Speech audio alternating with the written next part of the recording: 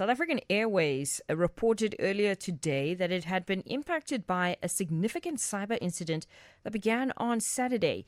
Now, the breach temporarily disrupted access to the airline's website, mobile app, and several internal systems. And Mudiwa Gavaza, tech journalist at Business Day, joins us on the line to share some insights. Mudiwa, a very good evening and good to have you as always on the show. No, thank you so much, Nosipho. So, talk to us about what are the key details we know then so far about the cyber incident that affected SAA from Saturday. Yeah, it's quite a deep, situation because we all know that South African Airways is the national carrier, and to hear that a system, outage of this magnitude could happen is, quite a scary one. They confirmed today that they had a significant cyber incident. Those are the words that they used.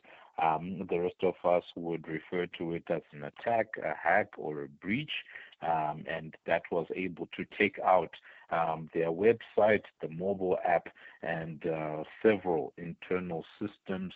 I think just from what we were given, there were a number of systems that were actually taken out. In addition to the ones that I've just mentioned as well, they also spoke about, the fact that they had to then switch over to some, let's call it more manual systems to be able to manage things and keep some of that core business happening on the day. Do we have any sort of indication, Mudiwa, of whether customer or passenger data may have been accessed or stolen during this attack?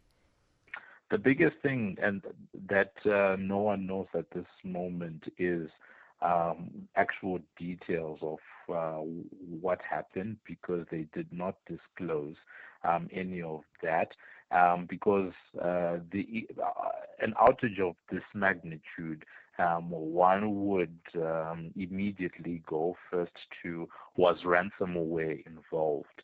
And by ransomware, we mean where they take hold of,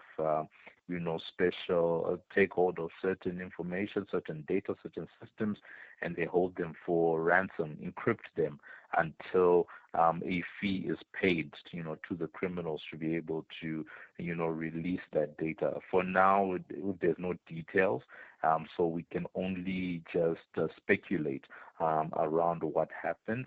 But you could imagine that if that was the case, then there's a lot of data that would have the potential rather to be exposed. Yeah, certainly that would be not something good to a good outcome there. But so no disclosures then on whether customer or passenger data may have been accessed or stolen during this attack. But maybe you talk to us about how transparent then has SAA been in handling this issue, and maybe also how this aligns with best practices for crisis communication in cyber incidents. Well, I think kudos just have to be first given to the fact that they have disclosed, that this happened, because in many instances, organizations will either not disclose or would disclose a long time after the fact. That something like this would have happened. So at least they were able to admit that something happened.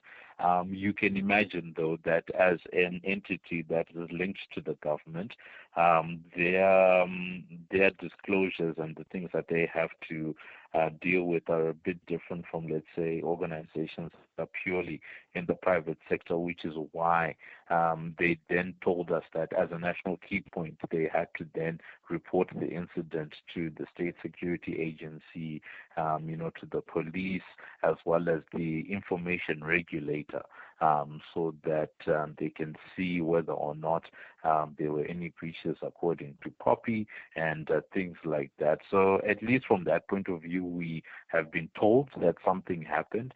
And for people that may have noticed some interruptions on the day, at least we now have explanations of what was going on. Yeah, certainly. But to your point then around, SAA being this national key point, the national airline, maybe what are the broader implications of this incident for South Africa's aviation sector and I guess public confidence then in digital security? Well, I think I would even broaden it out beyond just aviation. But if we're gonna keep it firstly at aviation, it means that it reveals vulnerabilities, that do exist in the aviation sector, and one would certainly hope that there wouldn't be a situation where you have multiple of these attacks happening at the same time, because you could potentially ground a lot of business to a halt, and South Africa is a flying nation, so that is a huge danger. But outside of that, it's just speaking to the fact that across the country we are seeing that cyber incidents are an increasing risk.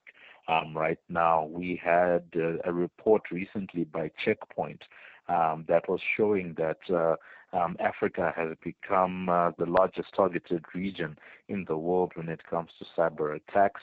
South Africa reporting around 1,800 attacks weekly into the data that are happening. So it just shows you the magnitude, and that's the three biggest areas that are being taken at the moment. We have education. I believe it is government. I can't remember the third one, but government services are definitely in that top three. So those are some of the implications that are out there. And I think outside of that, we had another big attack, I believe, on SABS. That's another government-linked entity recently in February. So it's just showing that more and more government entities really need to step up their cybersecurity. Yeah, certainly. Now, Mudiwa, you also mentioned the Poppy Act earlier. Maybe take us through what role the Poppy Act plays then in how SAA must respond to this incident, especially if data was compromised. There are two. When I remember my reading of the Poppy Act, there typically are two things that are in question. Those that know better than me can perhaps weigh in on the matter.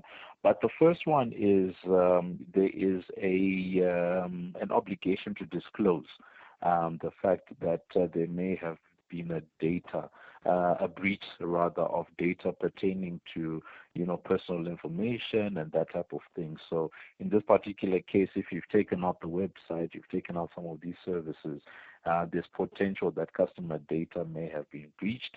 But on the other side of that, the Poppy Act also then goes into a situation where the information regulator can actually then check to see whether SAA's systems themselves are actually Poppy compliant, that they had actually gone and made sure that they've got all the necessary safeguards in place.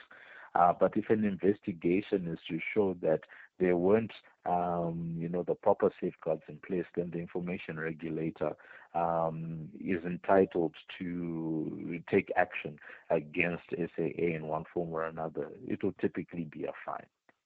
All right. And then I guess, and in closing, then, as we sort of take stock of this incident and what happened, the details around it, maybe looking ahead, what steps can we expect next? Do you have any indication from SAA on the way forward here?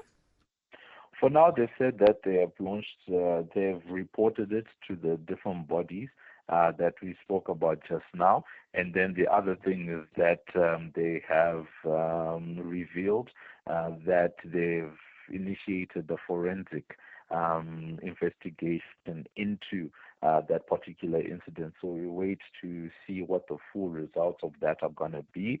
For now, they're saying that the preliminary investigation is just assessing the full extent of the incident and working to determine if any data was actually stolen. Those are the big things that they are working to actually assess. Because once systems have been breached, sometimes you sort of wait to see. It's like a break-in in real life, right?